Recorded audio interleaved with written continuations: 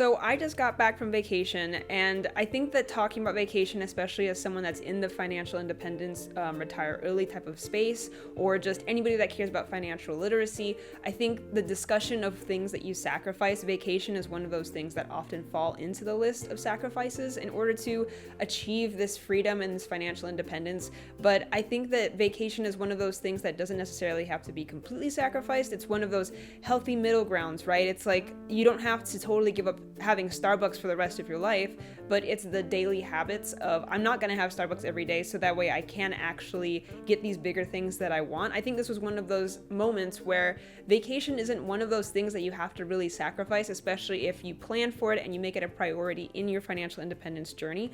For my wife and I, we wanted to go on a vacation, and we had to identify what exactly were we trying to get out of a vacation. We have 4 dogs, and I know that's already a lot, but in order to plan a vacation for us, we wanted to bring our dogs because their lives are already so short. For us, we want to share our free time with our dogs. One of the biggest challenges with traveling with dogs is where you're going to keep them, because an Airbnb has a restriction for 2 dogs. Most hotels have restrictions for 2 dogs. So for us, we really had to find a creative solution, because while we could drive with our car, we could set up a tent, we could do, XYZ options in order for us to plan this.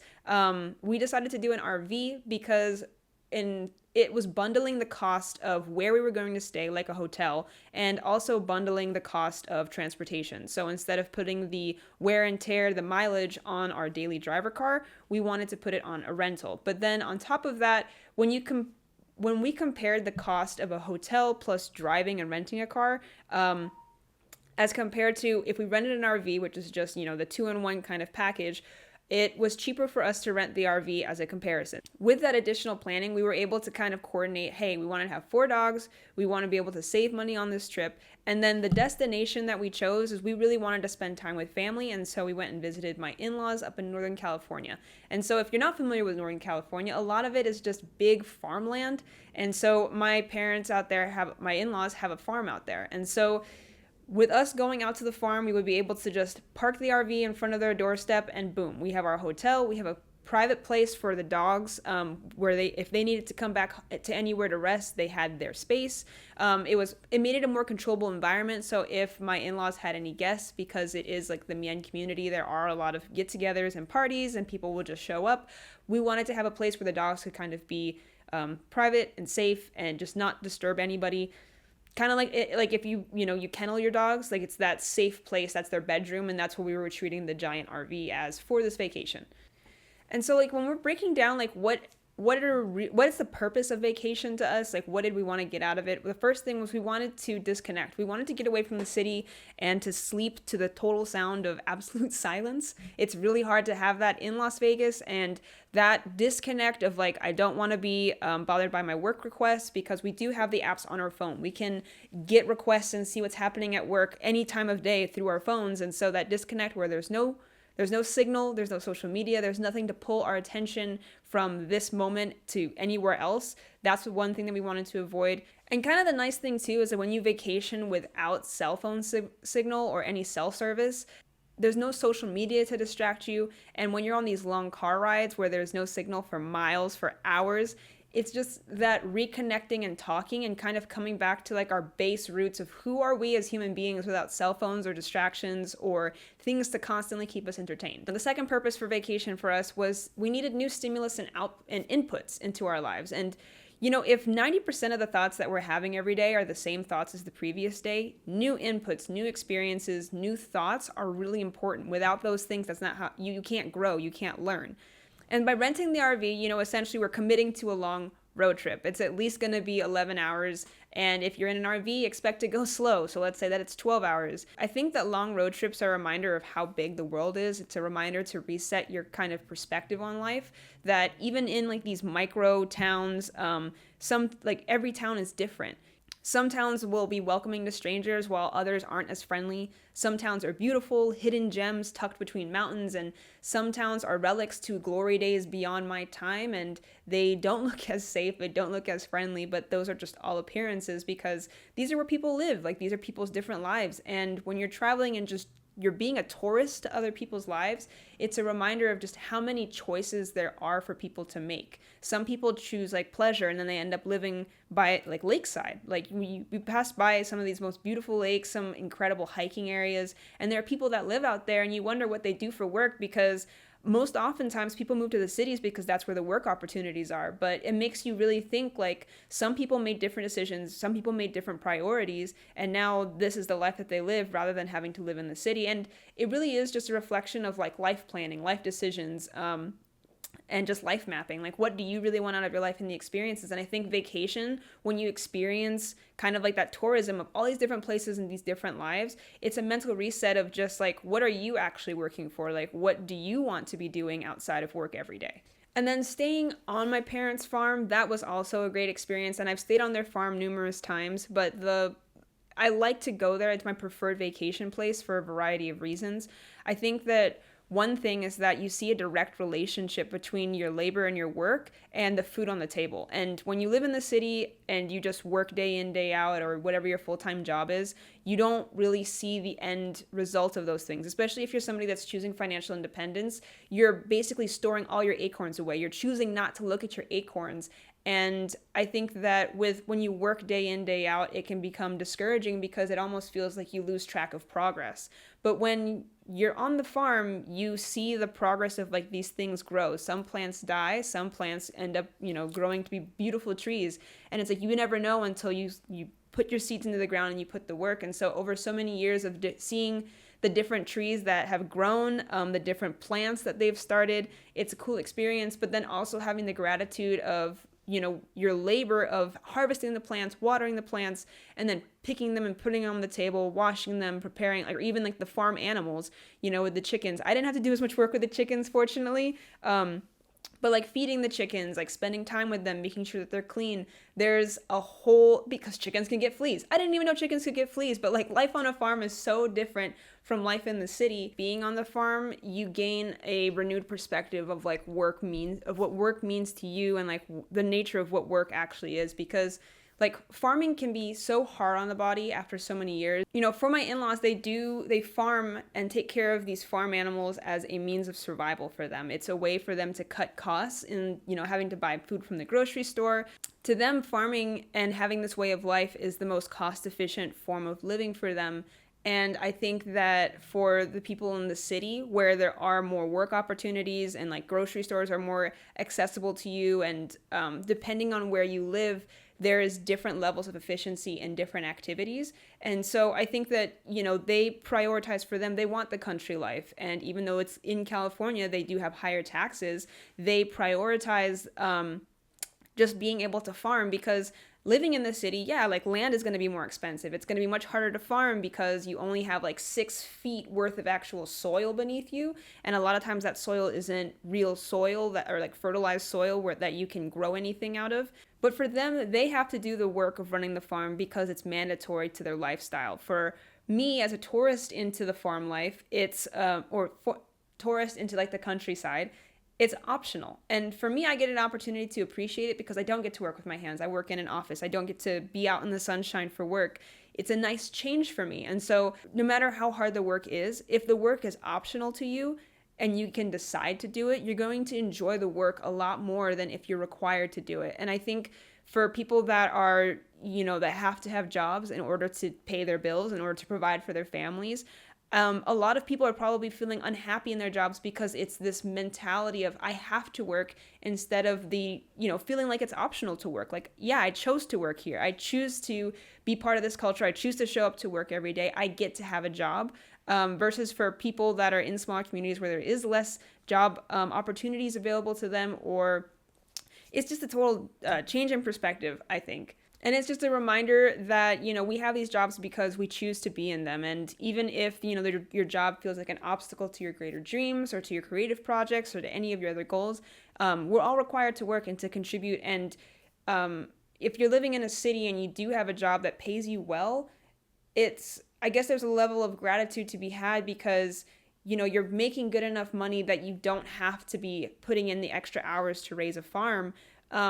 But then at the same time, I think there are people that do leave the city life behind in order to go and have a farm life because they find much more value and enjoyment out of it. Now, granted, there are some people that choose to leave the city life because they would rather live in rural life, and I can kind of agree to that. Like, even though I am a tourist to the farm life community and how much work it takes to run a farm and to sustain yourself off of a farm, I still think that I would prefer to have that lifestyle over like the busyness of a city. But again, like, it's people, the way that human beings are always wired, is we're going to always want the things that we don't have. We're always going to be geared to be interested in the things that aren't normal to us.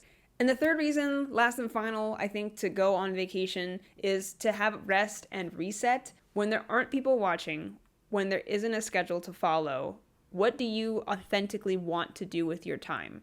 Like, how do you want to spend your day? How, when you wake up in the morning, what are you looking forward to first thing if there's not work that has to be done? If there's no chore list or to-do list in front of you and it's just pure free time, what do you really want to do? And I think that opportunity, these few moments where you can actually ask yourself, with the liberty of time ahead of you for the day, what do you actually feel like doing? I think there's fewer and fewer moments like that as an adult, because your time becomes committed and obligated to everything else around you as an adult, like the things that you have to do. But on vacation, that's the whole point. There's this total time freedom of your time on vacation. And the question is, when you wake up, what are you looking forward to doing? Are you excited for a cup of coffee where on a daily basis it's just part of your routine? And you finally are like, yeah, this is vacation coffee. Vacation coffee definitely tastes different in my opinion, but that resetting aspect of vacation, it's important. We aren't machines, we're humans, and you don't have to take a glamorous trip or go international in order to experience like this reset or this rest and relaxation. I think because whenever we think of vacation, we're seeing what other people are doing for vacation on social media. They're going to Dubai, they're going to Japan, they're getting nice hotel rooms.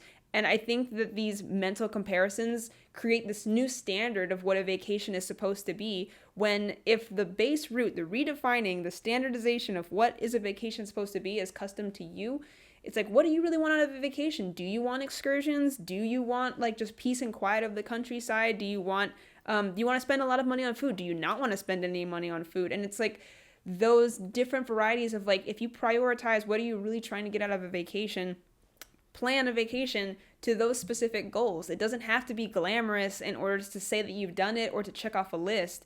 And I think that what millennials and Gen Z are constantly accused of is we are the pursuers of instant gratification. And so instead of saving for a vacation, majority of us have been putting vacation or travel or trips onto a credit card and debt. And it is sincerely not the smartest way of traveling. It is not the most cost efficient, and it's not the best to our future, to our better selves. For me, booking up my entire vacation with excursions and things to do is not relaxing to me. There's no free time to think. It's just being pulled from one place to another the same way that I would feel at work or in the city. It's just the constant push and pull of demands and should be's and should nots. And on vacation, the ultimate feeling that I want is, if I want to sleep in, if I want to take a midday nap, I want to do it guilt-free. I want to feel like I'm not missing out any obligations. I'm not wasting my time by taking a nap. It's just authentically doing something that you want to do. And it's allowing yourself to commit to being present with your current self, not obligated to the past self of the things that like you would like to do when you go on vacation. It's just letting yourself be in the moment, be present, to enjoy every second, and to just actually like allow yourself to have the freedom of time. But again, that's my definition of a vacation, and you could want something entirely different out of your vacation. That's fine, but I would have to recommend like try not to fall into the same traps of consumerism or this normalization of vacation that has to be extremely expensive or glamorous. And what I'm really trying to say is that, taking a vacation, there should be a happy middle ground to it. You shouldn't have to spend something glamorous, but then you also shouldn't have to feel like you're sacrificing to the point that you never go on vacation again until you actually hit fire, until you hit retirement. You shouldn't have to feel like those are the only two options. You can take a happy ground middle of going on vacation. This was my version of a minimalist vacation. It was a lot of small towns. It was eating my in-laws' farm foods and like the farm chicken, farm eggs, and just trying to like save as much money as possible in order to go on a vacation. And I feel like it's okay to do that. I know there's a lot of people out there that want to feel like, oh, I'm going on vacation and I have X amount of money to spend. I can spend however much I want on vacation. It's the one time of the year that I can spend without feeling guilty about it. And I get that, but I think that for me, I really wanted to design a minimalist trip. I didn't want to go too far in either direction where I'm totally sacrificing all comfort and all enjoyment on vacation. And I didn't want to be overspending where when I got back from vacation, I felt guilty about it. And now I have to work just as hard in order to make up for it. I didn't want to have to play that game with myself. I wanted to be present while I'm on vacation, knowing that I had earned it and that I had saved up for it. I don't have to go back to work feeling like I need to make up for anything. And it's just like that. I think that sometimes, especially if you're someone like me that has productivity anxiety, just to go on a vacation can be very hard. Just to be on vacation mentally is very hard because you're still thinking about work. You're still thinking about how to make more money. And while those things are great in terms of just like allowing creative thinking, just be on vacation. If you have creative thoughts about new business ideas, great. But don't start spending your vacation, pursuing it. Just allow yourself to be. Just be on vacation. Just relax. So I did want to end the video by offering a couple of ideas. Like if you're craving a vacation but you don't have it in the budget, here's some simple ideas you can do in order to just try to get some rest and reset. The first idea is to go camping or to go car camping. A lot of people are not into camping, and I get it. But if you go online to I think it's called Hipcamp. Yeah, Hipcamp or apps similar to that. There are people that are renting out kind of like bungalow sites that it could be near you, and they're places that have a view. It's open areas. It's kind of like campy feeling, but it's people that own. It's like Airbnb but for private land. And sometimes people will create almost like an Airbnb scenario where they have like the tents like that are furnished. So if you don't want to have to do the full spending of like I want to buy a tent and buy all the food and stuff, there are some options out there, but you don't necessarily have to go and stay in a hotel in order to go on a trip. But if you are going to go camping or any form of like outdoor activity staying, please be prepared. Please have plans for everything that you need in order to maximize the amount of safety and enjoyment that you can have on this trip. If you forget things like toilet paper, firewood, food, water, a hatchet to cut the firewood, you might end up feeling pretty frustrated and might not enjoy the trip as much as you could have. So please do plan if you are going to do some adventure outdoor type of trip. If you want to travel to get out and make new experiences, see if you have loved ones that live anywhere and would be willing to let you stay with them for the weekend or for a few days. And the biggest thing I can advise with this is it's cheaper, obviously, than staying in a hotel. Sometimes they might have a car that you can borrow for the weekend. And if you're going to stay with friends or family, please be a good house guest. Please, leave the space cleaner than you found it or entered it. Be considerate of whose house you're staying at. See if you can buy them groceries. Can you cook a meal for them? Make sure you try to spend time with them because they are your friends and family. Don't just try to use them for a free trip. But it's just a reminder that it's like, if you have loved ones out there, like make it a good excuse as a way to spend time with them. Like get out, have them go out too. Like maybe you can go out and eat somewhere else because instead of spending money on a hotel, now you have money to actually try new food and restaurants in an area. The third idea, pick a resort or a cruise. Cruises can be expensive, but they don't always have to be. They have like 3-day cruises, I think for like $300 to $500, which I think $300 to $500 for all expenses paid. You have your room, you have food. Obviously, you might have to pay extra for alcohol, but essentially everything is going to be covered in these resort type of environments.